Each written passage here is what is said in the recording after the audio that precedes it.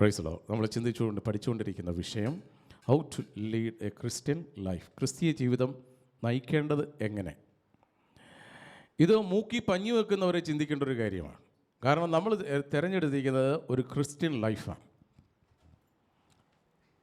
അത് എപ്രകാരം മുന്നോട്ട് നയിക്കാമെന്നുള്ളത് ഓരോ നിമിഷവും വചനപ്രകാരം നമ്മൾ ചിന്തിക്കേണ്ട ഒരു കാര്യമാണ്. കഴിഞ്ഞ ദിവസം നമ്മൾ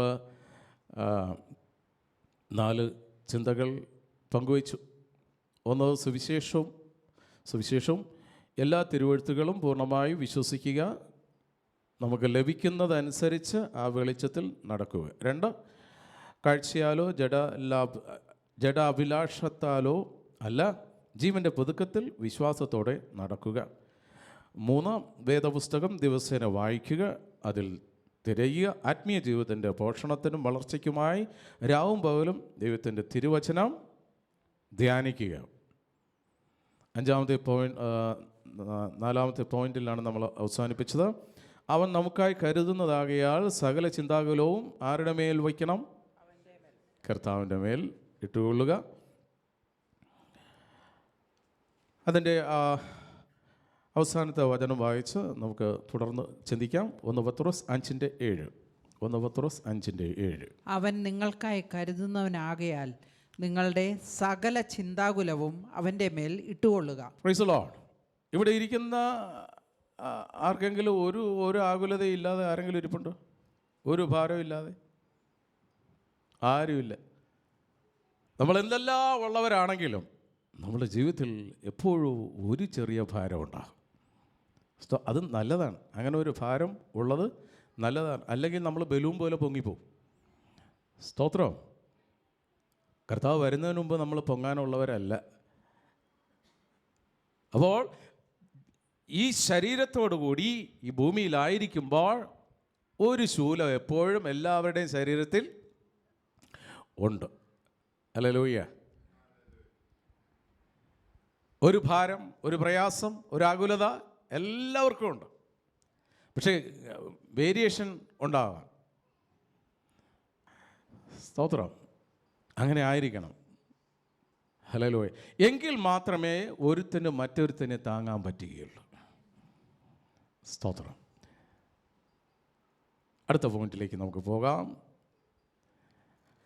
അതിൻ്റെ 5ാമത്തെ പോയിന്റ്, ദൈവിക വാഗ്ദത്തങ്ങളുടെ പ്രയോജനങ്ങൾ അവകാശപ്പെടുകയും താൻ വാഗ്ദത്തം ചെയ്തവ വിശ്വാസത്താൽ കൈവശമാക്കുകയും ചെയ്യുക.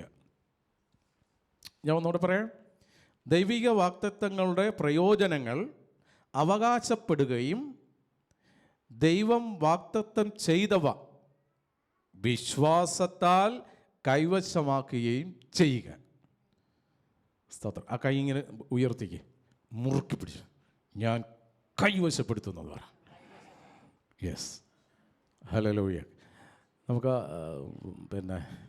വചനപ്രഘോഷണത്തിൽ എവിടെ ഒരു വാഗ്ദാനം ദൈവം തരുന്നോ അത് കൈപൊക്കി ഞാൻ പിടിച്ചെടുക്കുന്നു. ഹല്ലേലൂയ. അത് എനിക്കുള്ളതാണ്. സ്തോത്രം. കാരണം ദൈവമാണിത് എറിഞ്ഞു തരുന്നത്. ഞാൻ ഏറ്റെടുക്കുന്നത്. ഇതെനിക്കുള്ള വാഗ്ദാനമാണ്. ഈ വചനം എനിക്കുള്ളതാണ്. ഹല്ലേലൂയ. അങ്ങനെ ഏറ്റെടുക്കുന്നവൻ അനുഗ്രഹം പ്രാപിക്കും. Praise the Lord. ഹല്ലേലൂയ. നമുക്ക് വചനത്തിലേക്ക് പോകാം. ദൈവത്തിൻ്റെ വചനം ഹബക്കൂക്ക് 2-ാം അധ്യായം 3-ാം വാക്യം. ദർശനം അതിന് നിശ്ചയിക്കപ്പെട്ട സമയത്ത് സംഭവിക്കും.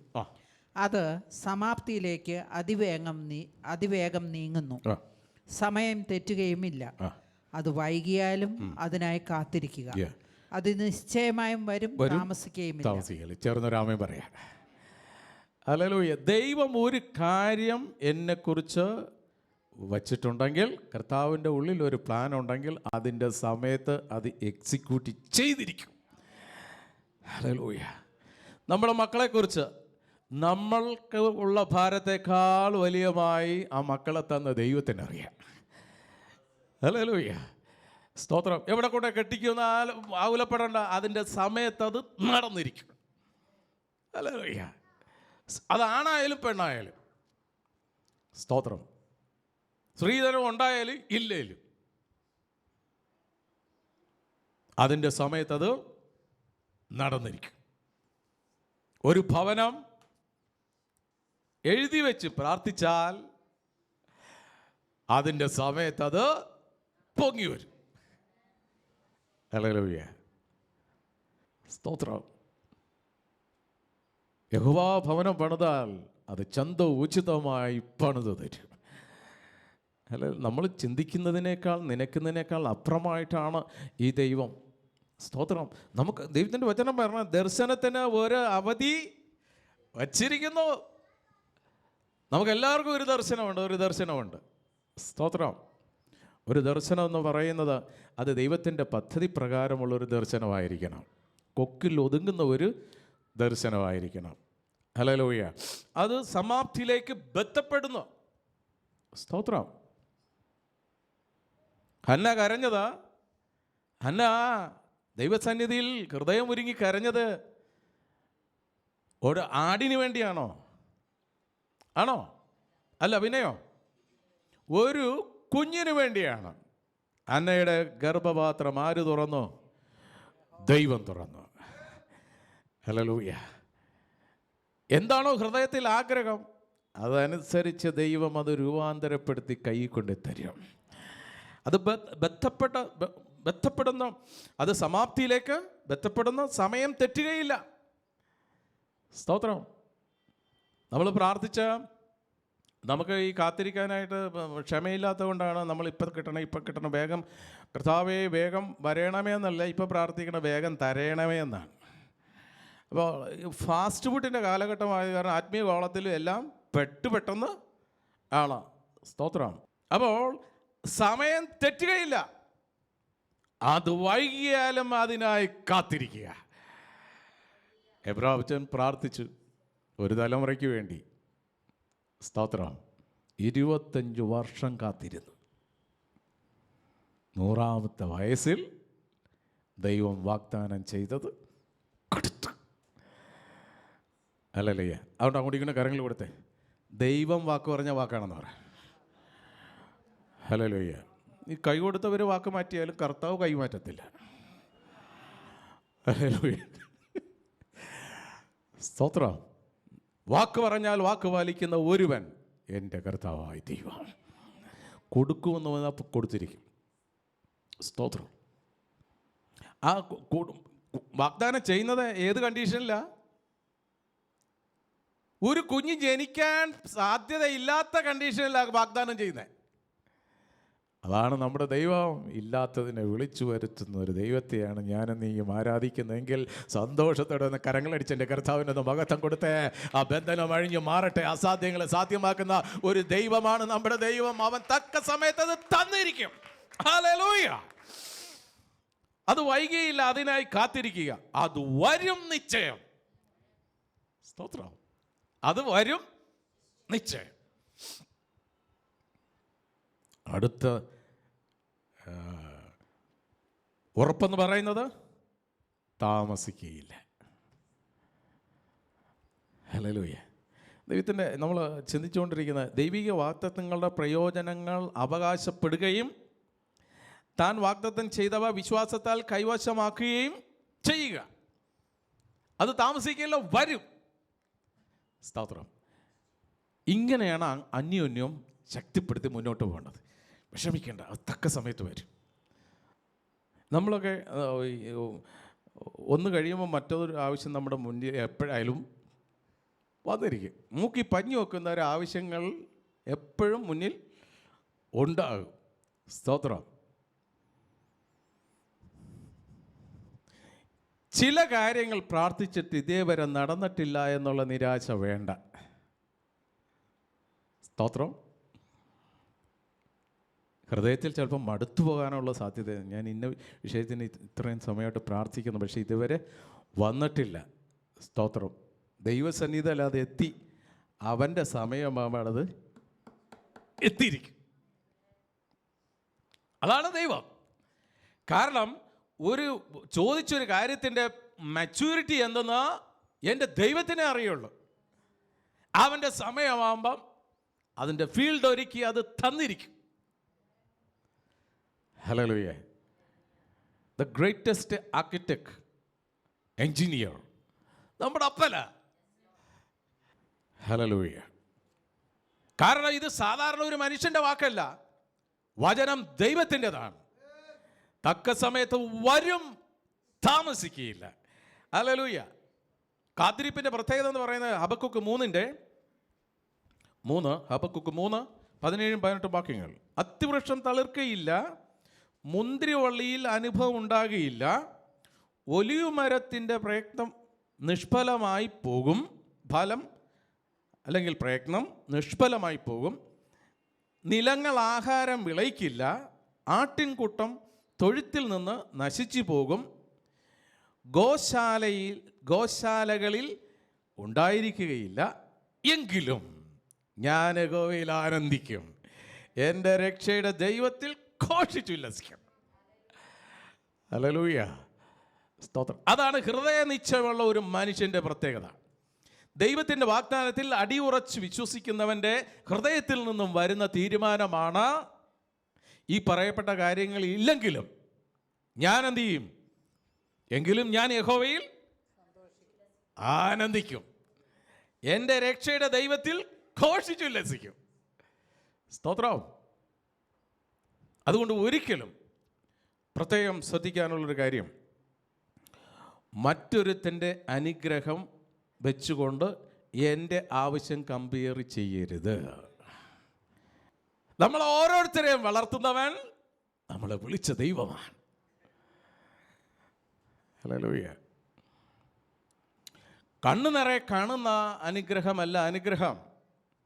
അതാണ് പറഞ്ഞില്ലേ, അത്തിവൃക്ഷം തളിർക്കയില്ല, മുന്തിരിവള്ളി അനുഭവം ഉണ്ടാകുകയില്ല, ഒലിവ് വൃക്ഷത്തിൻ്റെ പ്രയത്നം നിഷ്ഫലമായി പോകും, നിലങ്ങൾ ആഹാരം വിളയിക്കില്ല, ആട്ടിൻകൂട്ടം തൊഴുത്തിൽ നിന്ന് നശിച്ചു പോകും. എങ്കിലും എനിക്ക് കാറില്ലെങ്കിലും, നല്ലൊരു വീടില്ലെങ്കിലും ഞാൻ യഹോവയിൽ ആനന്ദിക്കും. ഹല്ലേലൂയ. അങ്ങനെ ഒരു ഹൃദയത്തിലൊരു നിശ്ചയം എടുക്കുന്നവരുടെ മുഖത്ത് എപ്പോഴും ആപ്പിള് പോലുള്ളൊരു അഭിഷേകം ഉണ്ടായിരിക്കും. അല്ലെങ്കിൽ ഇങ്ങനെ ചുക്കി ചുളുക്കി ഇങ്ങനെ ഒരുമാതിരി ഒട്ടി ഉണങ്ങിയൊക്കെ ഒന്ന് ഹൃദയം തുറന്ന് ചിരിക്കാൻ പോലും പറ്റില്ല. ഹല്ലേലൂയ. സ്തോത്രം. അതാണ് ഹൃദയത്തിൽ ദൈവത്തിൻ്റെ വാഗ്ദാനത്തെക്കുറിച്ച് നിശ്ചയമുള്ളവൻ, വിശ്വാസത്തിൽ ദൃഢതയുള്ളവൻ. ഇതൊന്നും ഇല്ലെങ്കിലും ചൊവ്വാഴ്ച ദിവസം ആരാധനയ്ക്ക് വരുന്ന പരിപാടി ഞാൻ നിർത്തില്ല, ഞായറാഴ്ച ആരാധനയ്ക്ക് പോകുന്ന പരിപാടി ഞാൻ മുടക്കില്ല. ഹല്ലേലൂയ. സ്തോത്രം. പ്രാർത്ഥനയ്ക്ക് പോകുന്നത് എന്തെങ്കിലും ഒരു ഭൗതിക നന്മ ലഭിക്കാനായിരിക്കരുത്.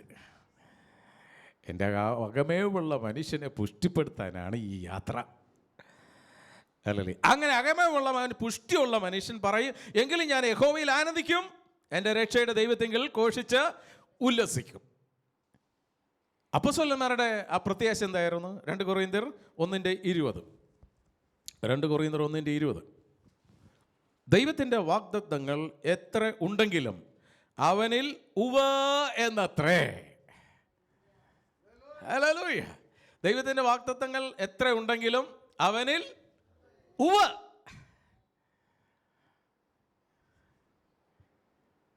അതുകൊണ്ട് ഞങ്ങളാൽ ദൈവത്തിന് മഹത്വം ഉണ്ടാകുമാറ് അവനിൽ ആമേൻ എന്ന് തന്നെ പറയും.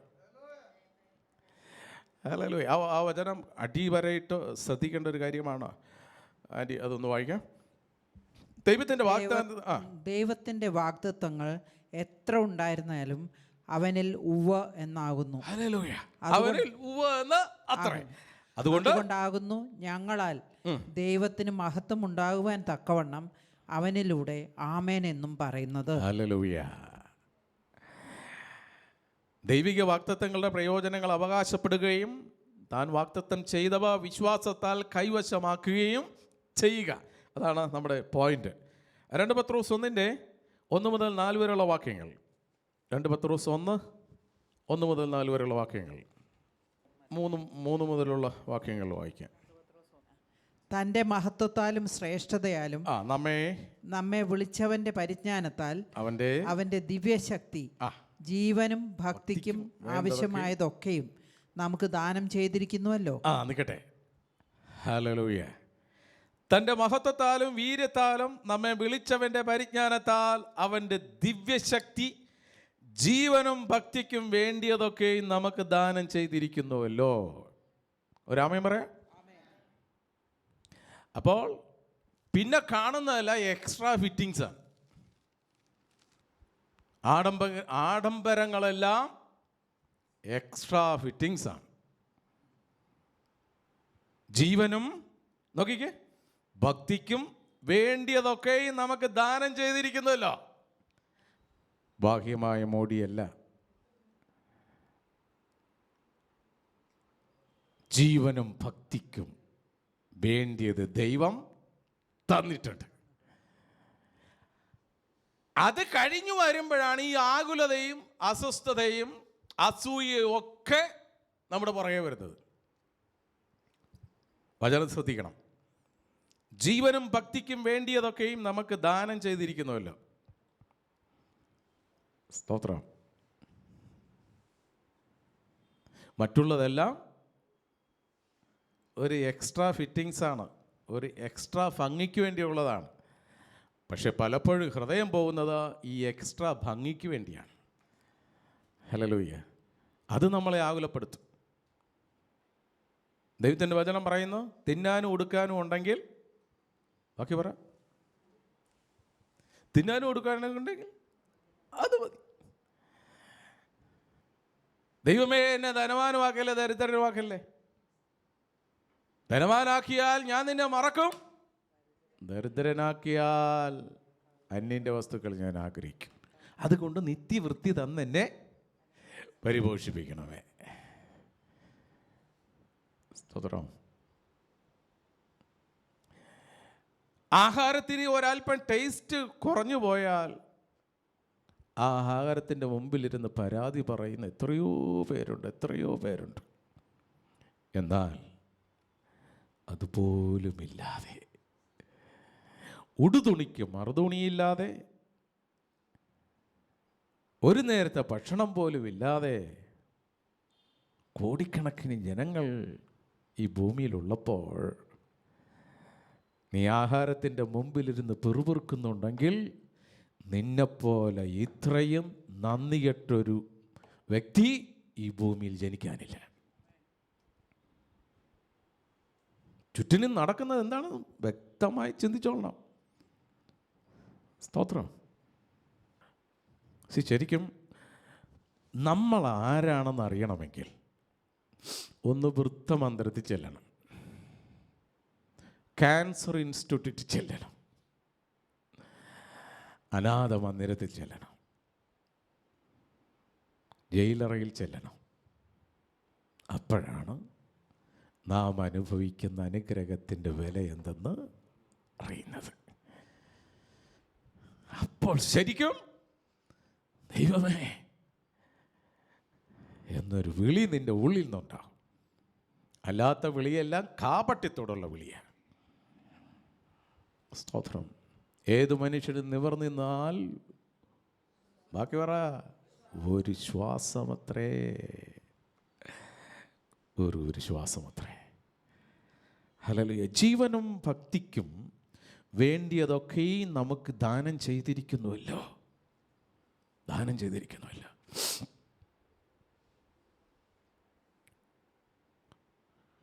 തന്റെ ബഹുത്വത്താലും വീര്യത്താലും നമ്മെ വിളിച്ചവന്റെ പരിജ്ഞാനത്താൽ അവന്റെ ദിവ്യശക്തി ജീവനും ഭക്തിക്കും വേണ്ടിയതൊക്കെയും നമുക്ക് ദാനം ചെയ്തിരിക്കുന്നുവല്ലോ. അവയാൽ അവൻ നമുക്ക് വിലയേറിയതും അതിമഹത്വമായ വാഗ്ദത്തങ്ങളും നൽകിയിരിക്കുന്നു. ഹല്ലേലൂയ. നശിച്ചു പോകാത്തൊരു ഭക്ഷണം അതിപ്പോൾ ഭക്ഷിച്ചുകൊണ്ടിരിക്കുക ദൈവത്തിൻ്റെ വചനം. ആ മന്ന നമ്മൾ ഭക്ഷിച്ചുകൊണ്ടിരിക്കുകയാണ്. അതുകൊണ്ടാണ് മനുഷ്യൻ അപ്പം കൊണ്ട് മാത്രമല്ല ദൈവത്തിൻ്റെ വായിൽ നിന്ന് പൊഴിയുന്ന ഓരോ വചനം കൊണ്ട് ജീവിക്കുന്നു. അല്ലല്ലേ? അപ്പം അങ്ങനെയെങ്കിൽ കഴിക്കുന്ന ആഹാരത്തെക്കാൾ ശ്രേഷ്ഠമാണ് എന്താ? ദൈവത്തിൻ്റെ വചനം. ഹല്ലേലൂയ. അവയാൽ അവൻ നമുക്ക് വിലയേറിയതും അതിമഹത്വമായ വാഗ്ദത്തങ്ങളും നൽകിയിരിക്കുന്ന നമ്മൾ ഇവിടെ തന്നെ അടിഞ്ഞുകൂടേണ്ടവരല്ല, ഇവിടെ തന്നെ തീരേണ്ടവരല്ല. അതുകൊണ്ട് അങ്ങോട്ട് ഇങ്ങനെ കരങ്ങൾ കൊടുത്തിട്ട് പറ, മനോഹരമായ ഒരു ദേശം നമുക്കുണ്ടെന്ന് പറ. ഹല്ലേലൂയ. മനോഹരമായൊരു ദേശം നമുക്കുണ്ട്. ഹല്ലേലൂയ. എനിക്കൊരു തറവാടുണ്ട്. ഹല്ലേലൂയ. അവിടേക്ക് പോകാനുള്ളവരാണ് നമ്മൾ. ഹല്ലേലൂയ. ആ വാഗ്ദാനം അത് എൻ്റെ ദൈവത്തിൻ്റെ വാഗ്ദാനമാണ്. നിങ്ങളെ ഞാൻ അനാഥരായി വിടത്തില്ല. സ്തോത്രം. വീണ്ടും വന്ന് ഞാൻ നിങ്ങളെ കൂട്ടിക്കൊണ്ടുപോകും. ഹല്ലേലൂയ. മക്കൾ ഉപേക്ഷിച്ചാലും, ഭർത്താവ് ഉപേക്ഷിച്ചാലും, ഭാര്യ ഉപേക്ഷിച്ചാലും, കുടുംബക്കാർ ഉപേക്ഷിച്ചാലും, നാട്ടുകാർ ഉപേക്ഷിച്ചാലും വിളിച്ചവൻ എന്നും കൂടെയുണ്ട്. അവൻ വിശ്വസ്തനാണ്. ഹല്ലേലൂയ. അവൻ കൈപിടിച്ച് നടത്തും. അവൻ നടത്തുന്നത് കൊണ്ടാണ് ഇപ്പോഴും നടക്കുന്നത്. ഹല്ലേലൂയ. 6ാമത്തെ പോയിന്റ്, നമ്മളുടെ മനസ്സ് ദൈവത്തിൽ ഉറപ്പിച്ചുകൊണ്ട് കൃപയിലും ദൈവത്തിൻ്റെ ഗുണങ്ങളിലും വളരുക. ഒന്നുകൂടെ പറയാം. നമ്മുടെ മനസ്സ് ദൈവത്തിൽ ഉറപ്പിച്ചുകൊണ്ട് കൃപയിലും ദൈവത്തിൻ്റെ ഗുണങ്ങളിലും വളരുക. യെശയ്യാ 26:3, സ്ഥിരമാനസൻ നിന്നിൽ ആശ്രയം വെച്ചിരിക്കൊണ്ട് നീ അവനെ പൂർണ്ണ സമാധാനത്തിൽ കാക്കുന്നു. ചേർന്ന് രാമ്യം പറയാ. സ്ഥിരമാനസൻ. ആരാണ് സ്ഥിരമാനസൻ? വിളിച്ചവനിൽ മാത്രം നോക്കുന്നവൻ, രക്ഷകനിൽ മാത്രം ശ്രദ്ധ വയ്ക്കുന്നവൻ, 2 വഞ്ചിയിൽ കാൽ വയ്ക്കാത്തവൻ, ദൈവത്തിൽ മാത്രം ആശ്രയിക്കുന്നവൻ, അവനാണ് സ്ഥിരമാനസൻ.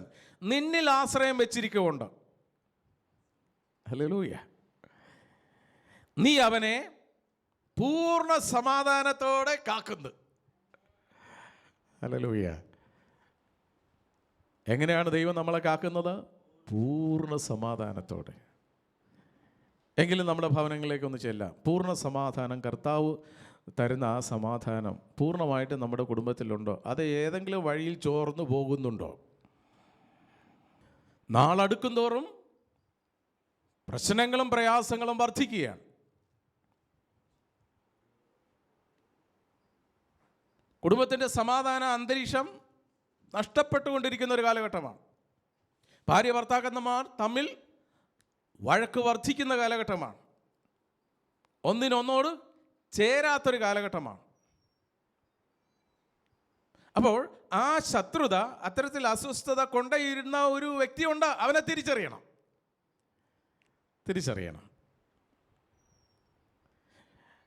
ആ വചനം ഒന്നുകൂടെ വായിക്കാം.